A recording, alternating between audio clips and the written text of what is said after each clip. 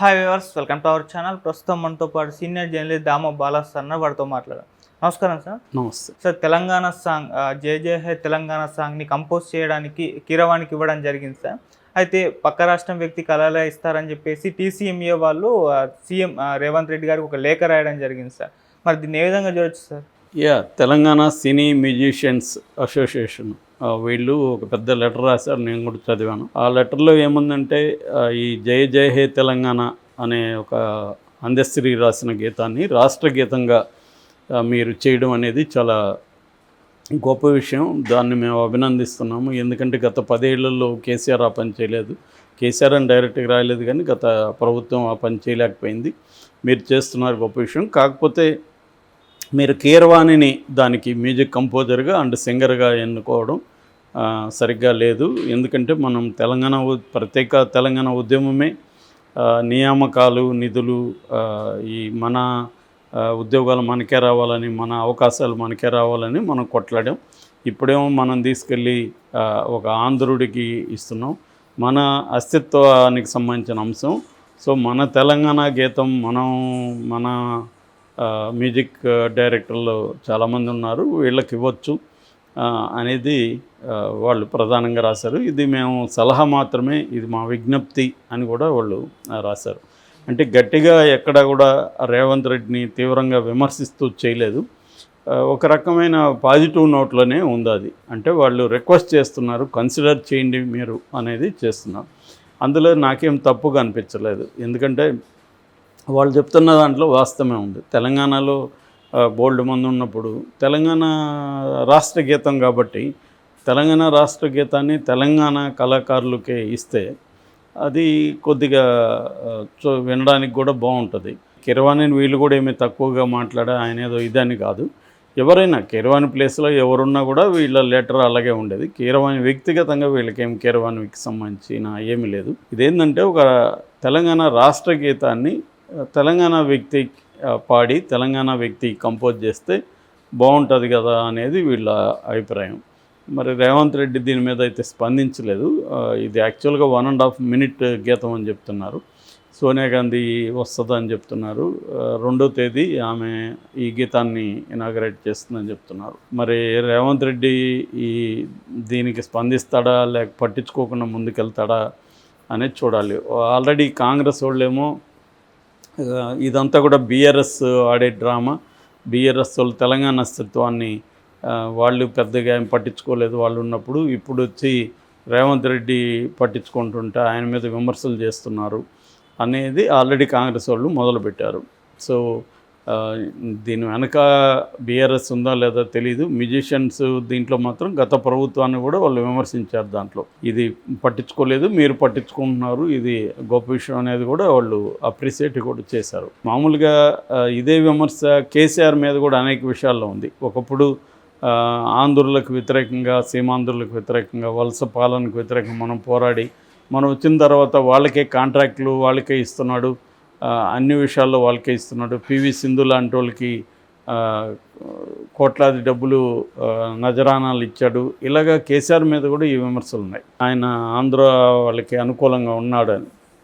నిజానికి ఏంటంటే కేసీఆర్ కానీ వీళ్ళందరూ చెప్పేది, ఆయన మధ్య ఇంటర్వ్యూలో కూడా చెప్పాడు, అప్పుడు సపరేట్ రాష్ట్రం కావాలి కాబట్టి కొంత ఎక్కువ కూడా మాట్లాడాము, కొంత ఎక్కువ కూడా తిట్టాల్సిన దానికంటే ఎక్కువ కూడా తిట్టుండొచ్చు. ఒకసారి రాష్ట్రం వచ్చినాక ఇదంతా కూడా భారతదేశంలో భాగం. ఇక్కడ ఉన్నవాళ్ళందరూ కేవలం ఆంధ్ర వాళ్ళే లేరు. ఇక్కడ నిజానికి హైదరాబాద్లో నార్త్ ఈస్ట్ వాళ్ళు ఈ గత 10 ఏళ్లలో విపరీతంగా పెరిగారు. ఎందుకంటే ఇది రాజధానిగా లేనసరికి చాలామంది ఇక్కడ నుంచి ఆంధ్రప్రదేశ్కి వెళ్ళిపోయారు. తర్వాత రాజధాని ఉన్నప్పుడు ఇక్కడికి ఎక్కువ మంది వచ్చేవాళ్ళు ఏదో ఒక పనులతో.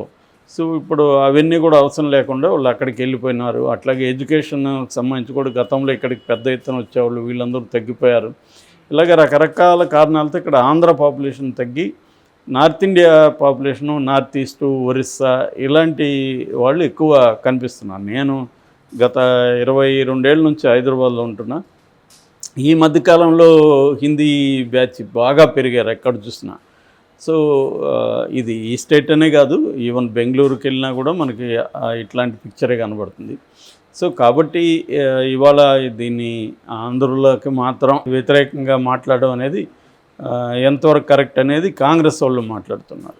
గతంలో కూడా బీఆర్ఎస్ మీద కూడా ఇలాంటి విమర్శలు వచ్చాయి. మామూలుగా అయితే మనకి ఈ మధ్య కాలంలో చాలా చోట్ల కూడా ఇది కనిపిస్తుంది. ఆంధ్రప్రదేశ్లో నేను పెద్దగా చూడలేదు, ఏది ఆంధ్ర వాడికి ఇవ్వండి అని. మళ్ళీ అక్కడ ఏంటంటే రాయలసీమ గొడవ, ఉత్తరాంధ్ర గొడవ ఇలా ఉంటుంది అక్కడ. సో ఇక్కడ తక్కువ, ఇక్కడ ఉత్తర తెలంగాణ దక్షిణ తెలంగాణ అనేది ఉంది కానీ ఆ గొడవ ఇక్కడ తక్కువ. అక్కడేమో మా రాయలసీమ వాళ్ళకి ఎందుకు ఇవ్వలేదని ఒక ఆర్గనైజేషన్ అడుగుతుంది, మా ఉత్తరాంధ్ర వాళ్ళకి ఎందుకు ఇవ్వలేదు, కోస్తా పెత్తనాన్ని మేము భరించాలా అనేది అక్కడ ఉంటుంది. బట్ ఇట్లాంటి విషయాల్లో వాళ్ళు పెద్దగా పట్టించుకోరు. ఎవరికి రైటర్కి ఎవరు ఇచ్చారు అవన్నీ అక్కడ పెద్దగా పట్టించుకోరు. కానీ కన్నడ అండ్ తమిళ్ ఎక్కువ, తమిళ్లో ఇది ఎక్కువ ఉంటుంది, కన్నడలో కూడా ఎక్కువ ఉంటుంది. అంటే ప్రొటెక్షనిజం అనేది కొంత కనబడుతుంది. ఎప్పుడు ప్రొటెక్షనిజం అవసరం అవుతుందంటే కాంపిటీషన్లో కొద్దిగా వెనుక ఉన్నప్పుడు మనకు కొంత ప్రత్యేక రాయితీలు ఉండాలి అనేది ప్రతి సమాజం కానీ ప్రతి ప్రాంతం కానీ కోరుకుంటుంది. అట్లాగే తెలంగాణ కల్చరల్గా తెలంగాణ ఈవెన్ ఆర్థికంగా తెలంగాణ ఏమీ వెనకబడలేదు, కానీ కల్చరల్గా మనకి అవకాశాలు రావాల్సిందా కూడా ఆంధ్ర వాళ్ళు కొట్టుకుపోయారన్న అభిప్రాయం చాలామందిలో ఉంది. ఎందుకంటే ఇక్కడ తెలుగు ఇండస్ట్రీ ప్రధానంగా ఆంధ్ర ప్రాంతం నుంచి వచ్చిన వాళ్ళదే డామినేషన్ తెలంగాణ వాళ్ళు. దీనికి మళ్ళీ హిస్టారిక్ రీజన్ ఉండొచ్చు, ఎందుకంటే చెన్నైలో సినిమా రంగం ఉంది కాబట్టి అక్కడి నుంచే బిగినింగ్లంతా కూడా రాయలసీమ నుంచి ఎక్కువ డైరెక్టర్లు వీళ్ళు వెళ్ళారు, అట్లాగే కోస్టల్ నుంచి వెళ్ళారు. ఇలాగా చెన్నైకి అది దగ్గరగా ఉన్నింది. రెండోది బ్రిటిష్ రూల్ ఉన్నింది అక్కడ. అందువల్ల ముందు నుంచి కూడా వాళ్ళ చెన్నైతో అనుబంధం ఉంది. బ్రిటిష్ రూల్ ఉండడం వల్ల కూడా ఎడ్యుకేషన్ వేరే రకంగా ఉన్నింది ఆడ. సో వాళ్ళు చదువుకొని చెన్నైలో ఈ రెడ్లు అందరూ ఏమో చెన్నైలో కాంట్రాక్ట్లు అవి చేసేవాళ్ళు, వాళ్ళ పిల్లల్ని అక్కడ చదివించేవాళ్ళు. ఖమ్మం సెక్షన్ అంతా కూడా అగ్రికల్చరల్లో ప్రధానంగా వాళ్ళు ముందుగా ఉండడం, తర్వాత అగ్రి బేస్డ్ అంటే అగ్రో బేస్డ్ ఇండస్ట్రీస్లో కూడా ఖమ్మం సెక్షన్ ఉండడం, దానివల్ల వాళ్ళకి ఆంటర్‌ప్రెన్యూర్‌షిప్ ఉండింది, బిజినెస్ మైండ్ ఎక్కువ ఉండడం. దాంతో వాళ్ళు అర్బన్ సెంటర్లో ట్రేడింగ్లో కూడా వాళ్ళే బిగినింగ్లో ఉన్నారు కాబట్టి వాళ్ళు వాళ్ళ పిల్లల్ని ఈ సిటీస్లో చదివించుకోవడం అనేది అప్పట్లో కనబడుతుంది మనకి. సో అలాగా ఈ హిస్టారిక్ రీజన్స్ ఉన్నా కూడా ఎవరి కల్చర్ని వాళ్ళు ఇది చేయడం అనేది అవసరం. కాకపోతే ఏంటంటే ఒక్కొక్కసారి ఇది విచిత్రంగా ఉంటుంది. ఆ మధ్య నేను ఒక ఫంక్షన్కి వెళ్ళా ఇక్కడే హైదరాబాద్లో ఒక ఇంట్లో. చూస్తే బ్రహ్మాండంగా డ్యాన్స్ ట్రూపులు అవన్నీ ఉన్నాయి. నేనేమనుకున్నాను, తెలంగాణ కల్చర్ బ్రహ్మాండంగా వీళ్ళు మెయింటైన్ చేస్తున్నారు అని అనుకొని ఎందుకనో మరి అడిగా, సార్ వీళ్ళని ఎక్కడి నుంచి వచ్చారు వీళ్ళందరూ అంటే, విజయవాడ గుంటూరు నుంచి వచ్చారు సార్ అన్నారు. నేను షాక్ అయినా. అంటే ఇక్కడ లేరా అంటే, ఇక్కడ ఒకడు ఉన్నారు, కాకపోతే జరుగుతుండడం వల్ల అందరూ దొరకట్లేదు. మరి విజయవాడ గుంటూరులో ఇలాంటివి ఉన్నాయంటే వాళ్ళు ఉన్నాయండి, ఎక్కడ చూసినా ఉన్నాయి అని చెప్తున్నారు.